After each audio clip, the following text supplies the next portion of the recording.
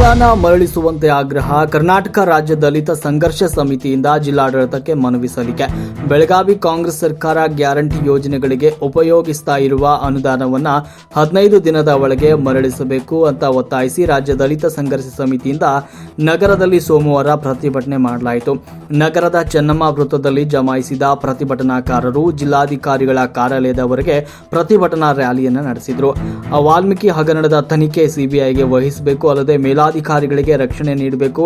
ಕಳೆದ ಬಾರಿಯೂ ಸರ್ಕಾರ 11,500 ಕೋಟಿ ರೂಪಾಯಿ ಎಸ್ಸಿಪಿ ಟಿಎಸ್ಪಿ ಅನುದಾನವನ್ನು ಗ್ಯಾರಂಟಿ ಯೋಜನೆಗಾಗಿ ಉಪಯೋಗಿಸಿತ್ತು. ಈ ಬಾರಿಯೂ 39,000 ಕೋಟಿ ರೂಪಾಯಿನಲ್ಲಿ 26,000 ಕೋಟಿ ರೂಪಾಯಿ ಅನುದಾನ ಬಳಸಲಾಗ್ತಾ ಇದೆ.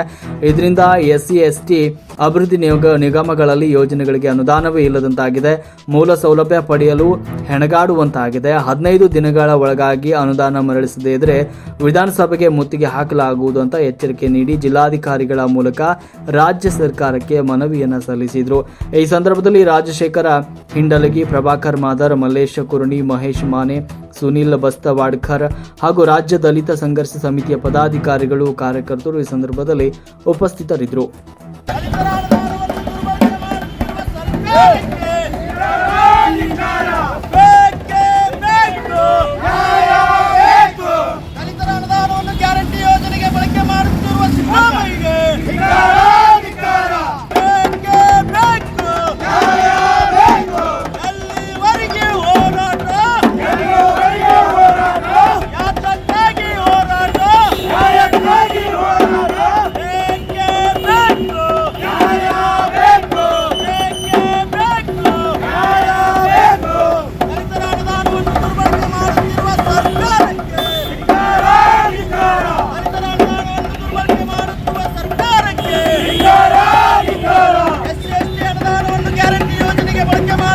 ಸರ್ಕಾರಕ್ಕೆ